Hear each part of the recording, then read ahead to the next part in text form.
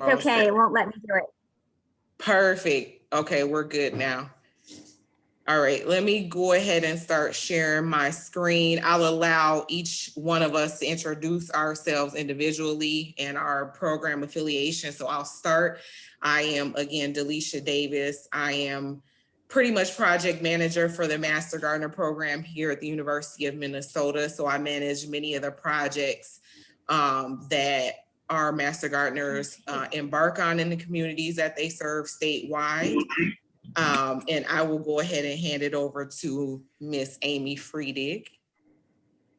Thanks, Delisha. Hi there, I'm Amy Friedig. I'm an outreach specialist with the Wisconsin Master Gardener Program State Office, and I predominantly have educational content responsibilities.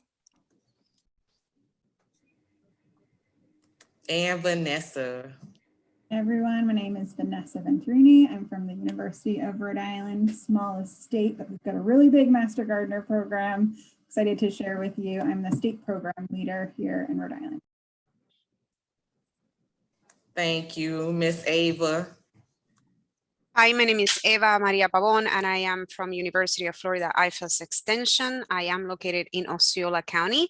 I am a residential horticulture agent and Master Gardener coordinator in the county. Thank you. And lastly, Miss Judith. I'm Judith Hull. I am the Master Gardener County Coordinator in Grafton County, New Hampshire, for the University of New Hampshire. I am part-time. Awesome. Thanks, Judith. I'm going to go ahead and start sharing my screen. I'll turn it over to Amy for the first half of our presentation here.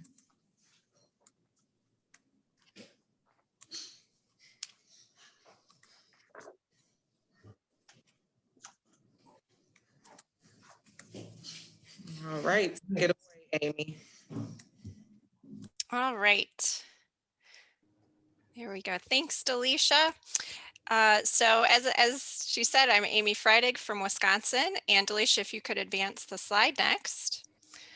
I'm going to launch our presentation, which is how to reach new and diverse audiences. Oops, is there one more behind? There isn't one. I'm sorry, thought I was missing a slide here, but I am here and I'm very excited to introduce and to launch the talk by introducing the Diversity and Inclusion Best Practices for Extension Master Gardener Program Coordinators, which is a new guidance document that is going to be available to you all very soon. So the idea for this document started over 2 years ago during the 2018 National Conference in Madison, Wisconsin, which is where I'm located, where there were a lot of, go back one more. Is it auto advancing? Oh, no, we're good. Where there were a lot of questions about this topic, specifically in race, ethnicity, and gender data collection requirements. So there was a clear need emerging for national guidance, and we've spent the past few years developing it, and now it's ready to go. So you can hit the slide, Delisha. So the best practices addresses that need for information and clarity, and it's designed to help programs maintain compliance with federal civil rights requirements, but it's also designed as an easy to use guide to help coordinators to begin thinking about your programs and how to incorporate diversity and inclusion practices throughout all aspects of an Extension Master Gardener program. And a team of folks on the Diversity, Equity, and Inclusion Subcommittee have worked on this for a long time. And I'd like to acknowledge all the contributors and the reviewers, in particular, Catherine Garland from Maine, Jan Zintak from New Jersey, Vanessa Venturini from Rhode Island, Missy Gable from California, Eva Pabon from Florida, and the DEI Subcommittee as a whole.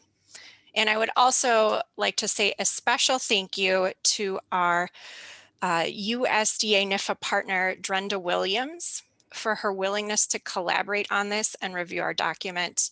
And that's something that I want to emphasize to you, that this is a resource for you that has been reviewed by USDA NIFA, and which was developed with the types of questions that coordinators have. So now we have some official answers and guidance, which is wonderful.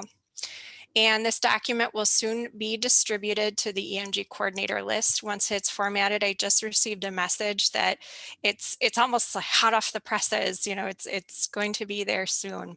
So stay tuned for it and watch your inbox. So a little bit in focus about the document. You're not going to see it right now today, but some background. We wanted this guidance document to be useful to you. So who are you? Your new coordinators who've been here for a while, and those who've been here for a long time. And we hope that this resource will serve you no matter where you are in your career and wherever you are in terms of your diversity, equity, and inclusion work with your program. So the best practices are organized kind of according to the life cycle of a program, so you have a logical context to follow. And so the major categories are listed on the screen. These include recruitment, accommodations, volunteer selection and onboarding and orientation, volunteer training, supporting volunteers, and record keeping requirements. In general, oh, you can go back, Delisha. In general, this document is going to identify best practices in each of these categories where you can engage with DEI work.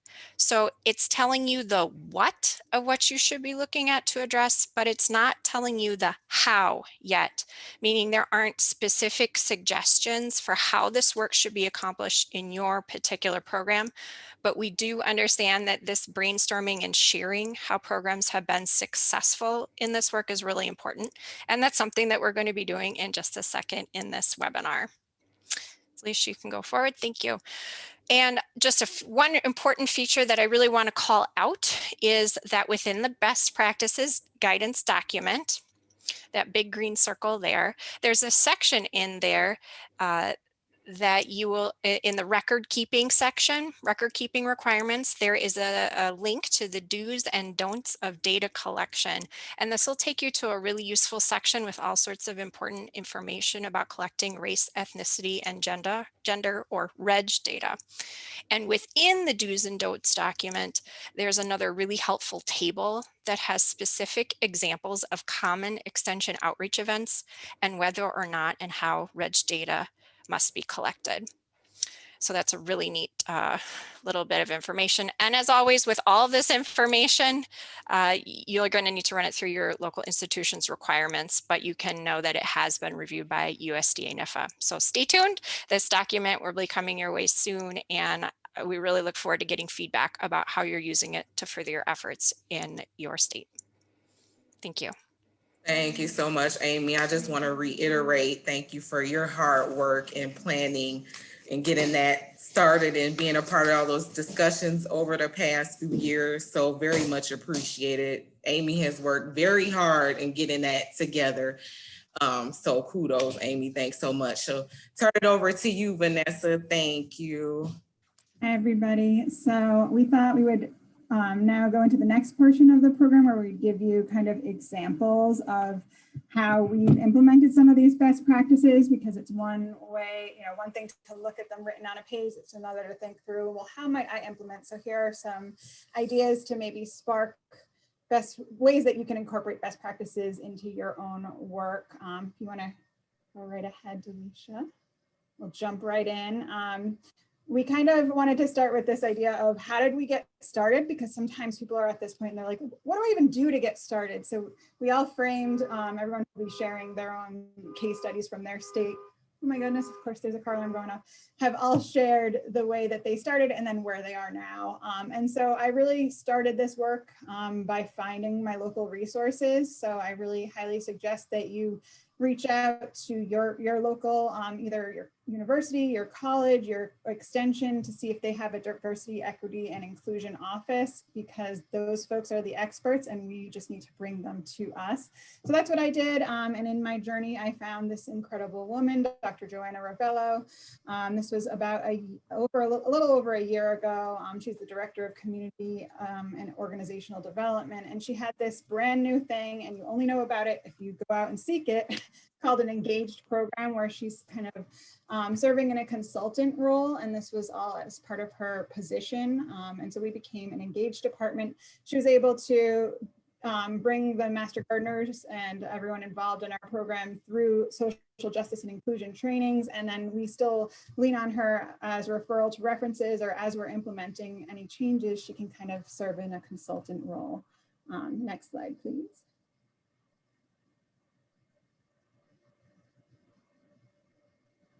I think it's back. Yeah.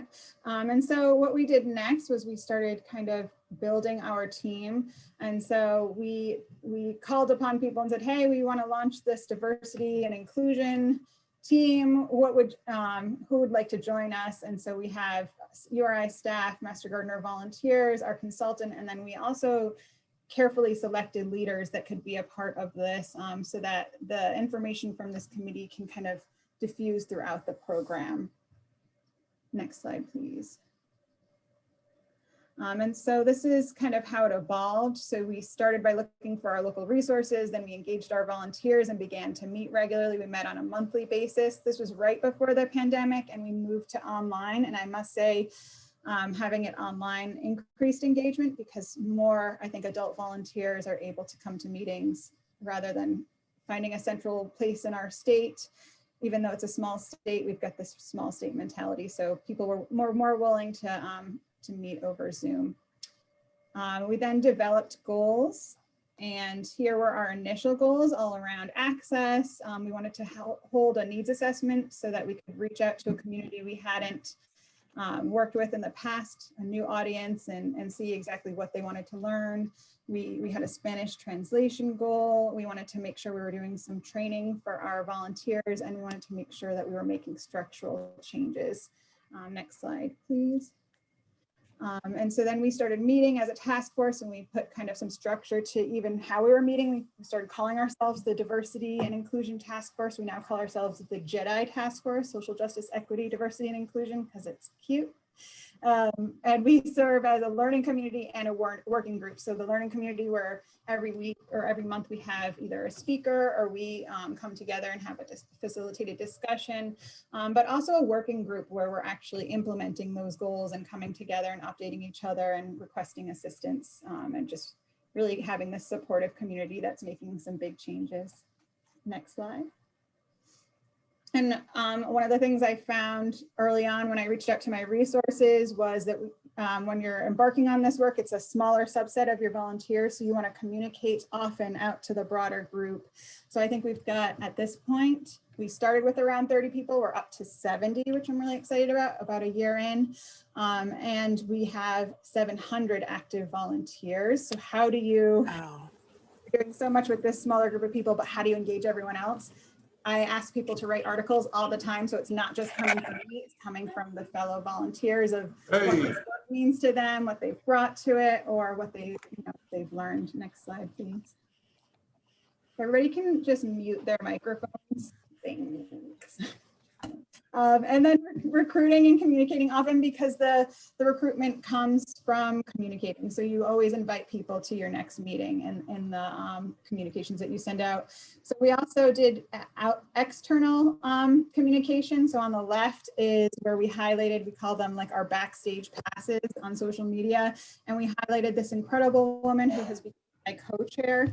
And she is taking this work to the next level because she's really passionate about social justice. Her name is Maria Salient, and she has been working in the social justice realm a lot longer than I. It's a meeting, but I'm sort of term Master half Gardener. plugged in. I'm working on something else. Hey, can somebody mute? And and so she can speak from the perspective of someone who's been a person of color in the organization, and she just brings this like love and supportive atmosphere that really comes from this genuine place as a volunteer rather than the staff person who's like, we've got to do this. I've also got to say that on the right is our accomplishments that we shared all over the place, and we use Canva, by the way. If you're not using that yet, it's a free tool and it's really great for graphics. But anyway, we shared that, and I do think that by sharing that outwardly and showing people that our organization is committed to this work, that we recruited some Master Gardeners who were really focused on social justice in the next class. So communicate internally, communicate externally, and do it as often as possible as you embark on this work. And so how's it going? Go to the next slide.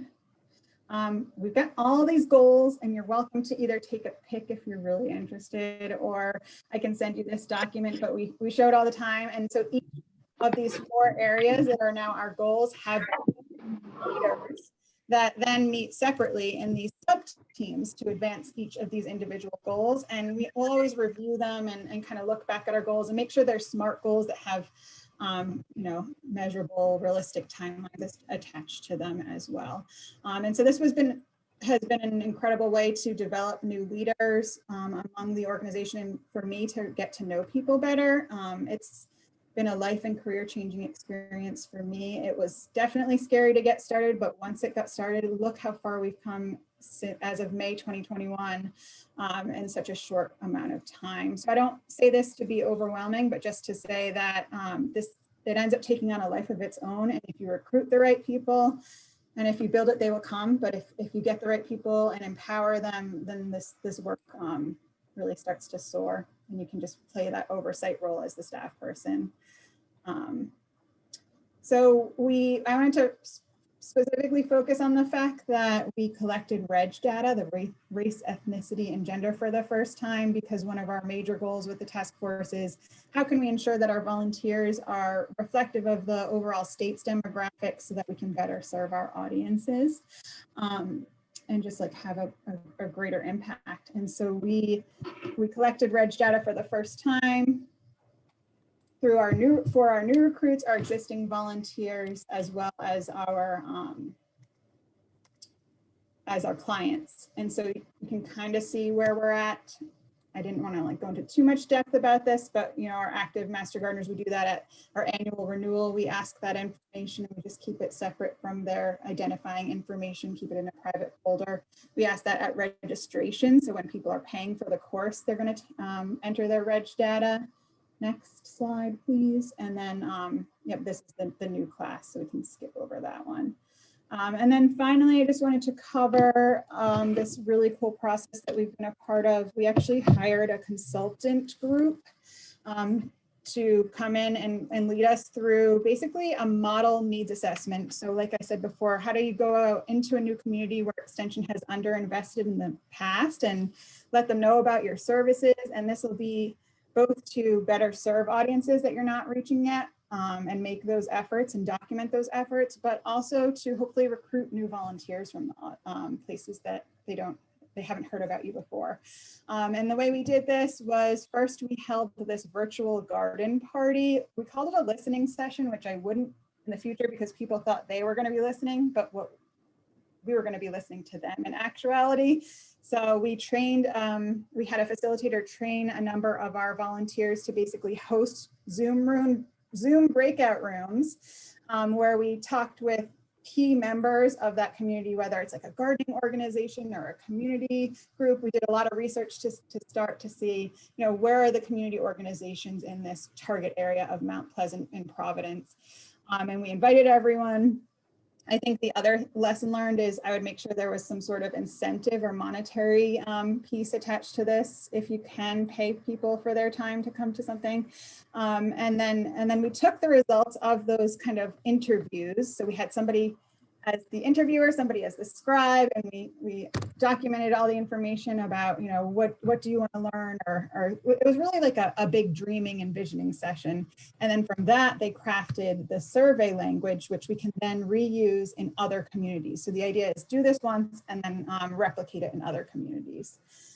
So now we've sent out the survey. We had a really awesome response rate, something like 70% response rate, because we really, we worked hard at that. We sent out a lot of things through like private Facebook groups that were around gardening, and we ended up getting, I think it was like 80.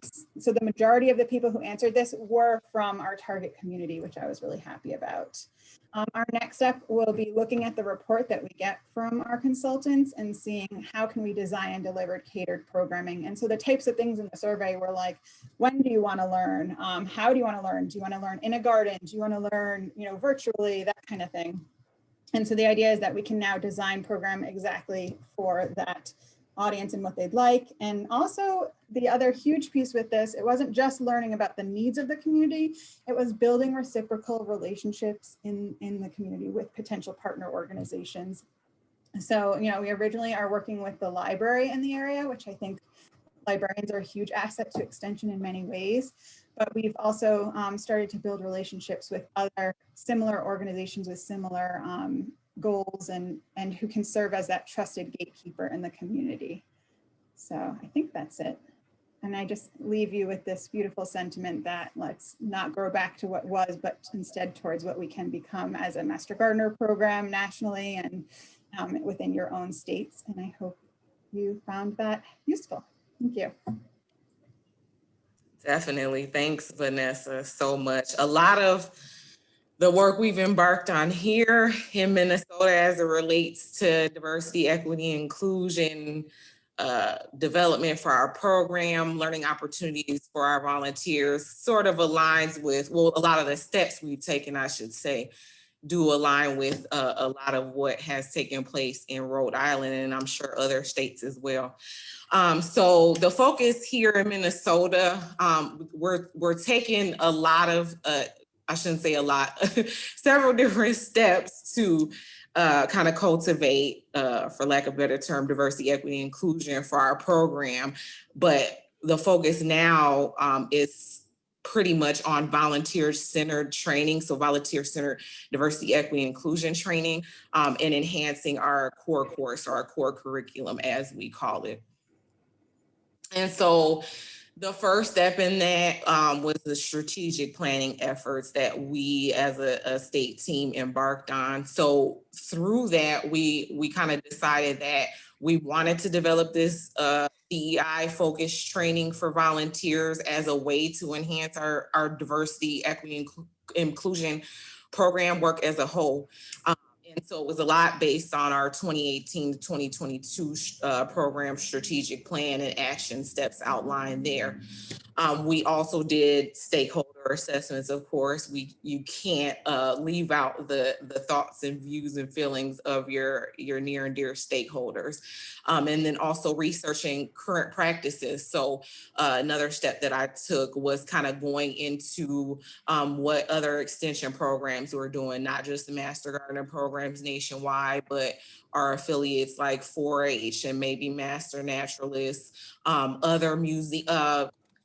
want to say of museums, because I'm thinking in terms of our Minnesota Landscape Arboretum, who's our very close partner, and their partnership or being a part of the American Alliance of Museums. So I kind of even took it a step further to go outside of our extension and university networks for current practices, but what are other institutions like museums and things like that doing as it relates to diversity, equity, inclusion work. And then a refocus on relationship building. So not just internal relationships with our volunteers, us as a state team, our volunteers as partners in different county programs, but also our immediate extension networks and then our community partners as well. So that stakeholder assessment really entailed kind of defining a goal, which we outlined as being our volunteer recruitment, reaching culturally diverse community members to grow the Master Gardener volunteer program. So we wanted to figure out not only how we could, ways and steps we could take to attract more culturally diverse volunteers, but partner with community organizations that maybe we hadn't partnered with in the past or hadn't better established relationships with as it is now.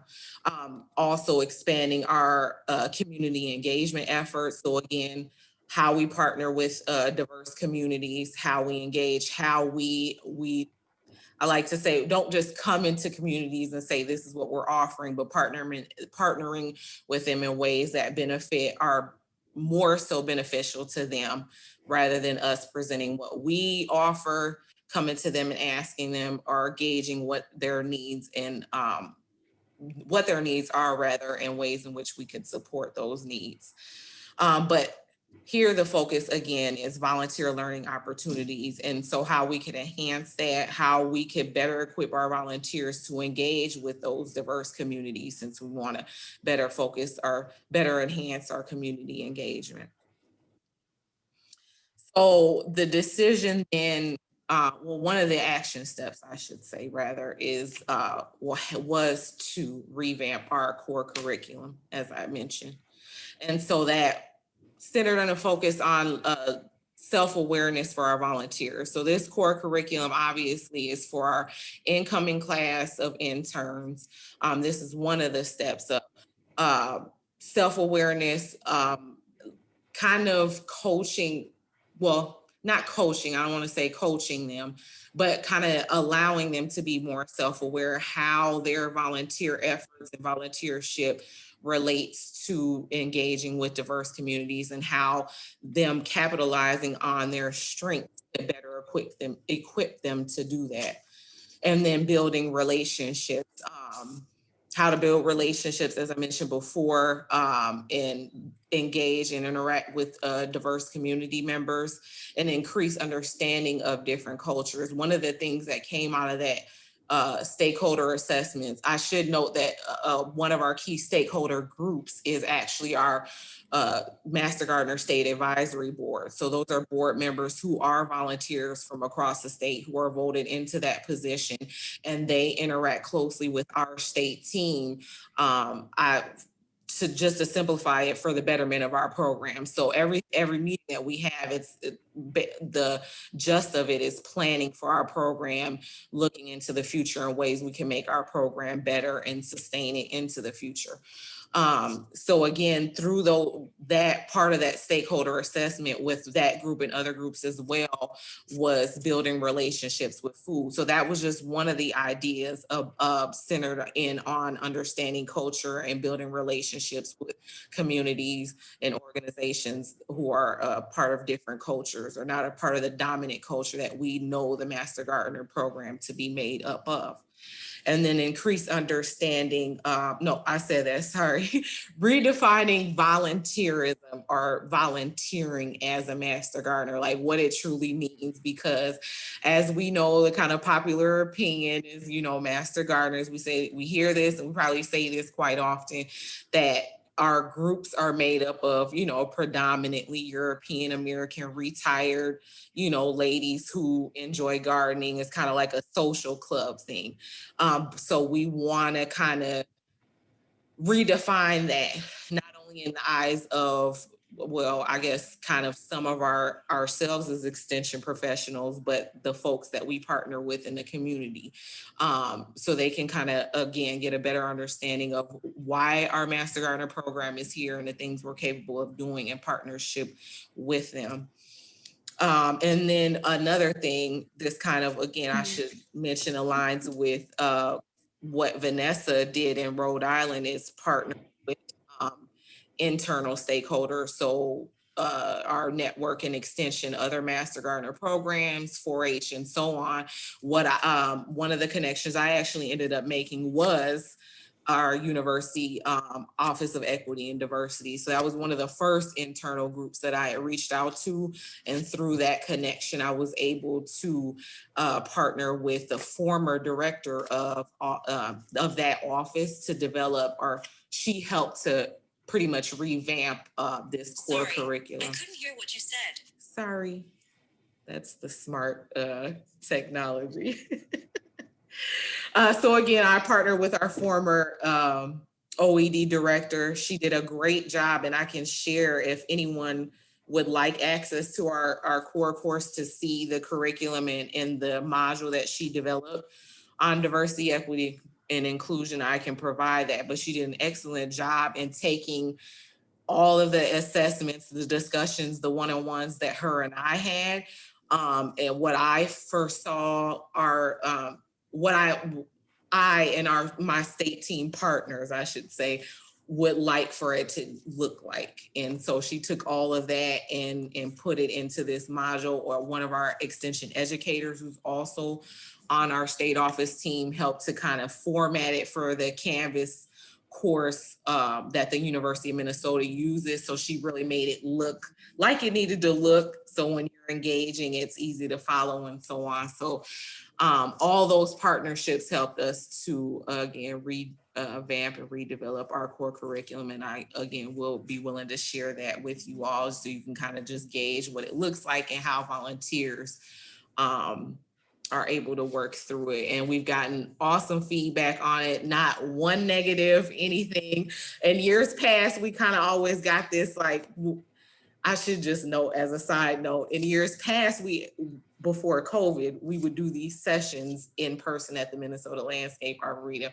And a lot of the feedback was just like, so why are we doing these 3-hour sessions on the first day about diversity, equity, and inclusion? That's how we initially built it into our core curriculum.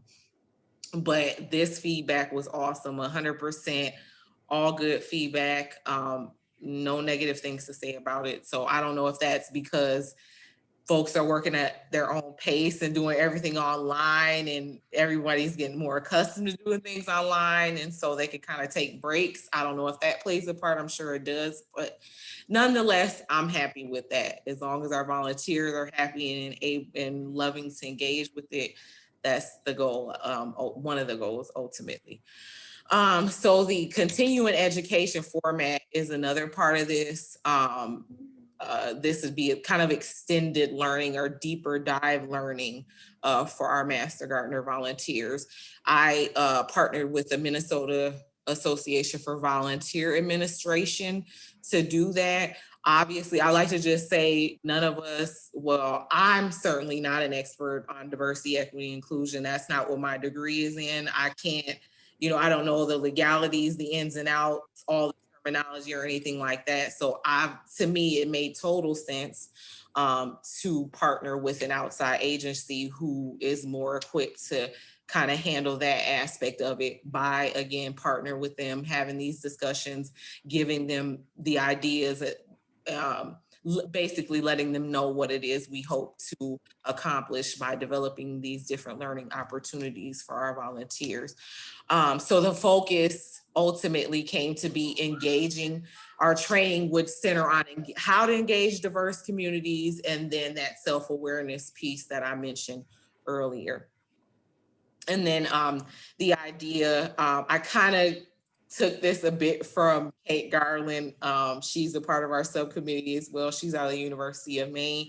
But I thought a couple of years ago in one of our discussions, what a nice idea to have a diversity, equity, and inclusion toolkit.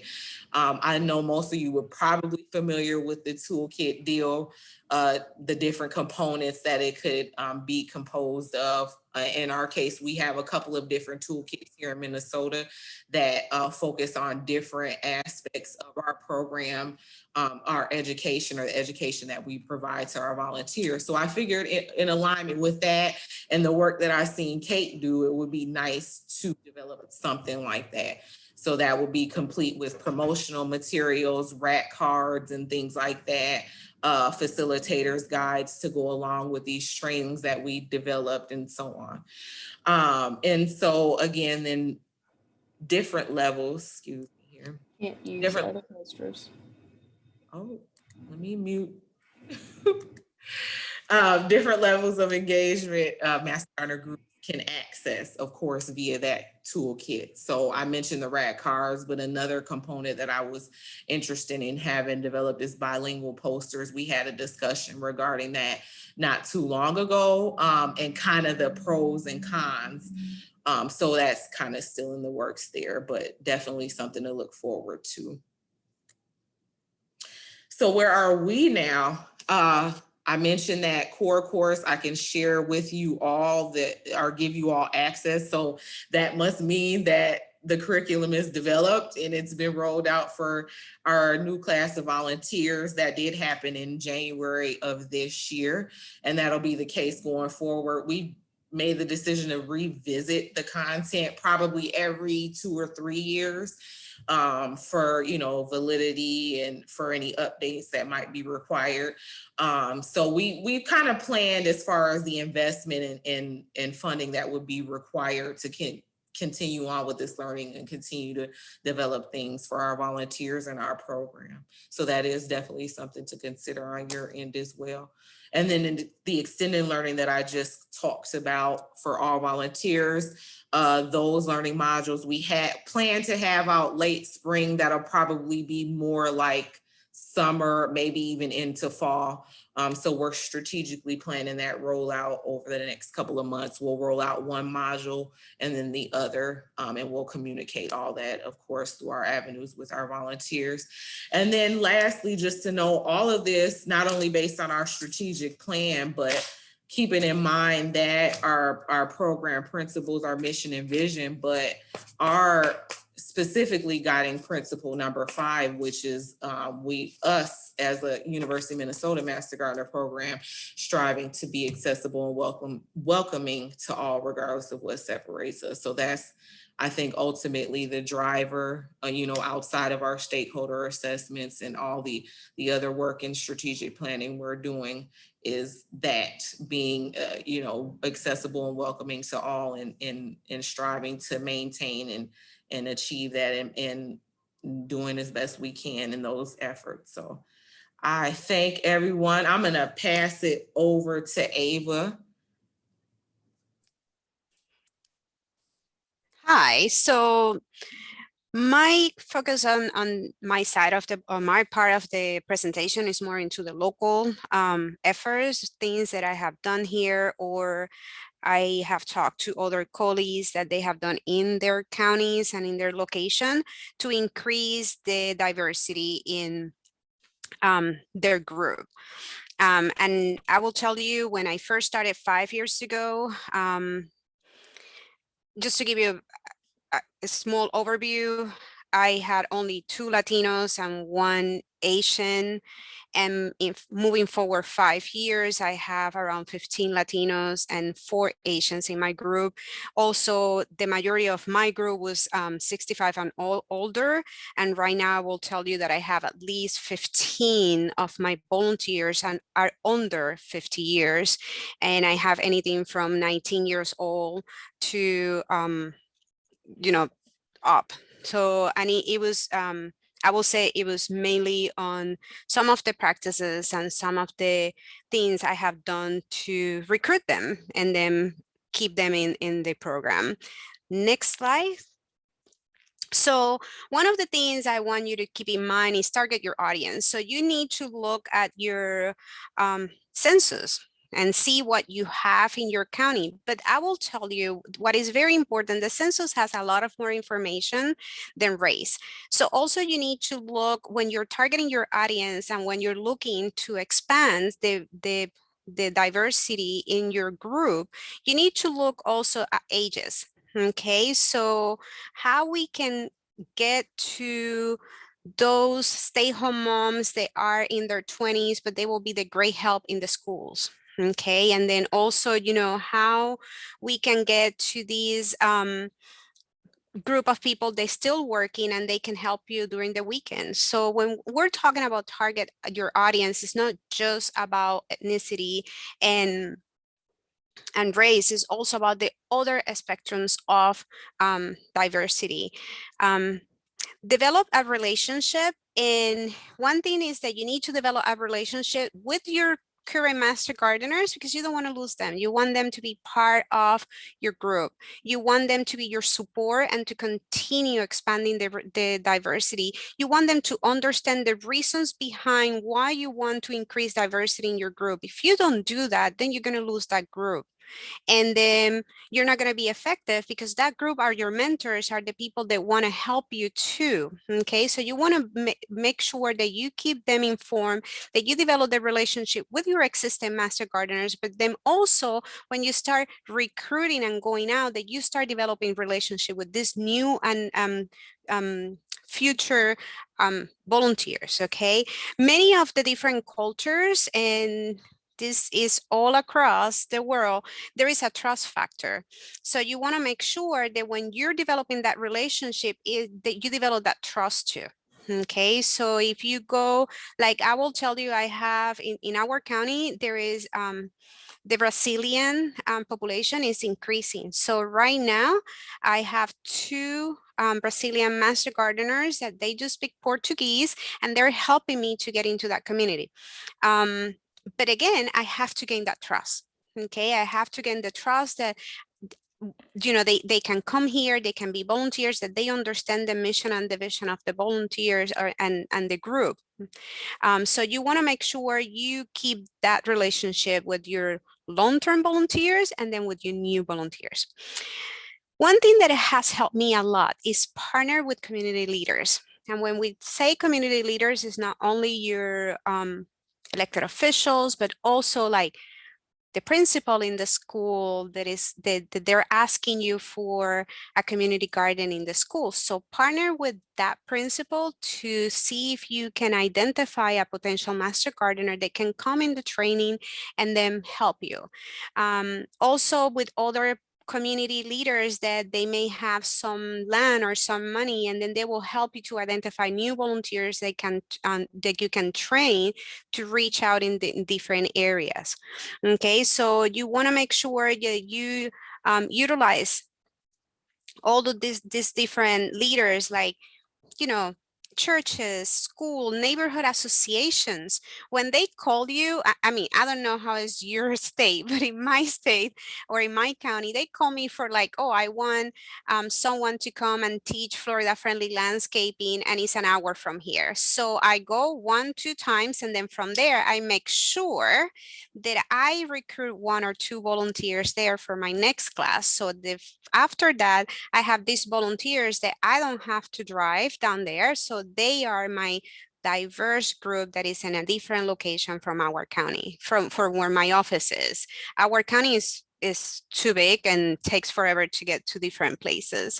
You also want to make sure you get involved with all different type of cultural organizations. And if you can, you know, look for small business owners that they can help you and go to different festivals and activities. If you have a group of volunteers that are already speak another language or can get you into a newspaper that you can have an article, either your volunteers can help you to translate, has to be someone that you trust, okay, and then maybe another agent.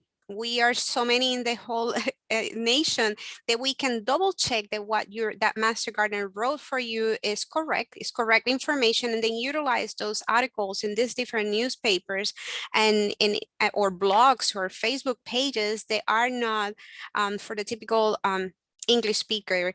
And I will tell you, because then some of you, and it's just a hint, a lot of the Spanish speakers, and I know this because my mom is one of them, they do understand English, they do read English. Actually, English is my mother's first language, but she rather read Spanish. So you will, a person like my mother, you will grab her attention with a newsletter article in Spanish, and then after that, she will become a volunteer for you, and that will help you. Whoop, I lost where I am right now. My computer, okay, there it is. My computer just decided to like go off. Can you go back one? And then, oh, I already say all that. Okay, so next. I freak out when my computer turn off. So what we want to do now, and this is for many reasons, this is what we would like to do. We would like to. No, Ava, I was gonna say, because we like our conversation was so robust. I know we're not gonna have time. No, I was gonna give them 5 minutes. Because you think so? 5 minutes? 2:48. So I think we can have 5 minutes. That actually, don't do the breakout rooms. What about if they just start? I can share the Jamboard board and they can start writing. There is not that many of us. What do you think about that? I think that's perfect. I'll stop my share, and then I'll give you the co-hosting. Okay, what I would like you guys to do, there you go. I would like you, because we want, as a committee, we want to make sure that we are giving you the tools that you need, okay? And that we are working to help you to get your goals, okay? So what we want to do is kind of a survey here. And if you're not familiar with Jamboard board, just write it in the chat and I will put it there. But I would like you to tell me, what are you doing right now? What are the ideas? And I shared the link for the board on the chat, so you have access to it, or you should have access to. And I want you to share with you what you're doing right now. What are ideas that we can use or that you're using to go to the next step? And we want to know what additional resources will be helpful for you. Okay, so we as a committee can use that and help you. Okay, so, and also we as a community want to know what you're doing, because maybe your practices, we have not think about that, and it will be perfect and it will be a great practice for us too. Okay, so let's have 5 minutes and I'm going to put a timer. Is that a And good time, Nicole? 5 minutes, or should we lessen it? We're at 1:50. 5 minutes is good. Okay. Perfect.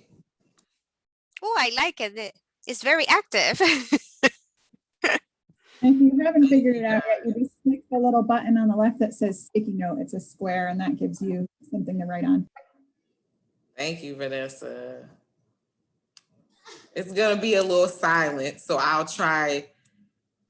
I will leave it open after the meeting. So if you are like, okay, the 5 minutes are over, and it's like, man, just keep writing there, because what we want to do, we want to take this document for our during our next meeting and see, you know, what great things you're doing and how we can help you. Thank you, Selena, for attending.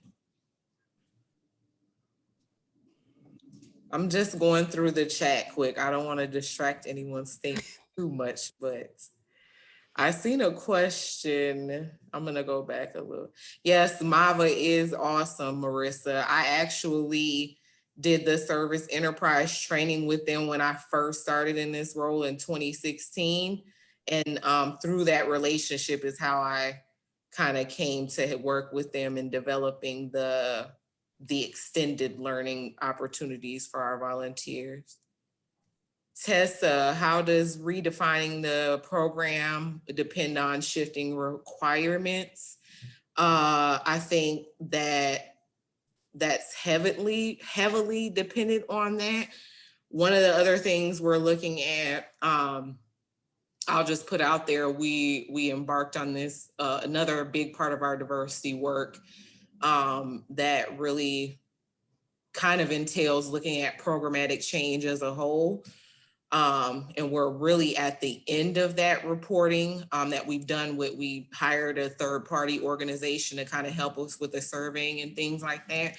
One of the things that's probably going to come out of that is us shifting the application and interview requirement. We've already revamped the intern application as an example, but completely shifting or doing away with that interview required, because that in our state, each county is responsible for interviewing potential interns. The whole process is kind of left a bad taste in some people's mouths. So that's one of the things we're looking at. Ava, I know she's done things like she said, changing the training times, the days that trainings are offered on. Those are just tiny examples of ways to kind of shift what the requirements are now to make it a more accommodating for folks who want to be a part of the program, who are good people and have things to offer, but maybe can't for one reason or another. Even the cost is another factor. So thank you, Lynn.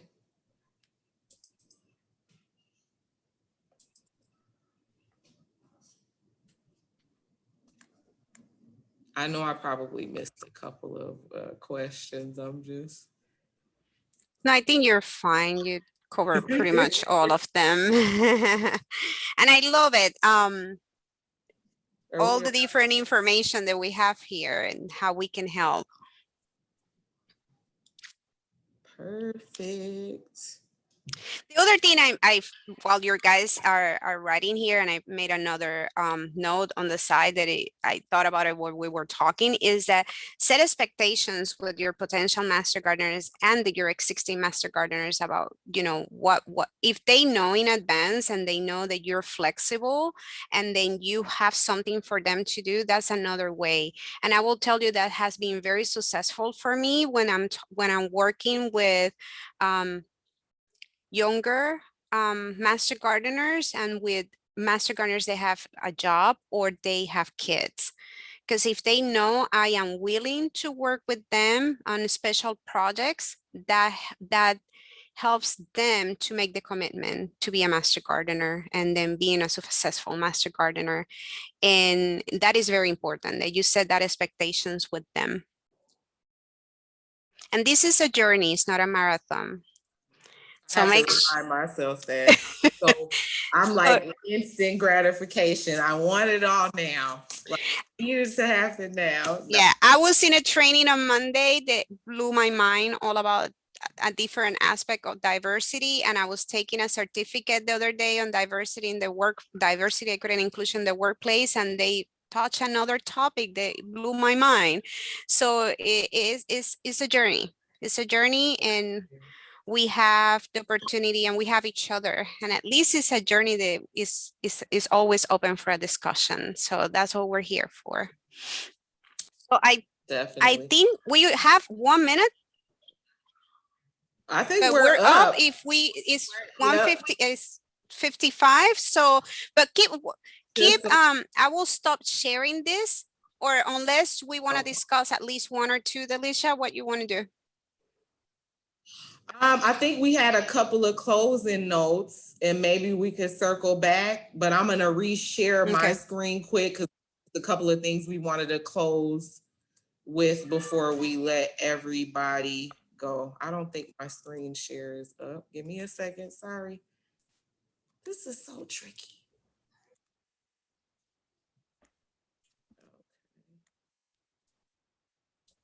So thanks for that, Ava. We might come back to that quick poll. Amy, I'll let you. Real quick. No, yeah, this is just a save the date. The last webinar in December 15th. We want you to save that and be there because we are going to have a special guests.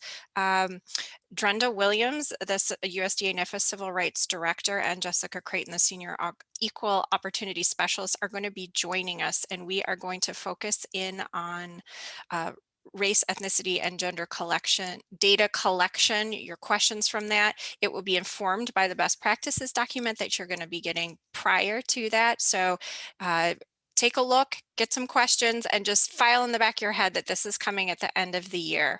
And we're really excited because Drenda has and staff have been excellent resources, and really excited to be bringing this opportunity to share with Drenda and staff nationally. Thank you, Amy. Indeed.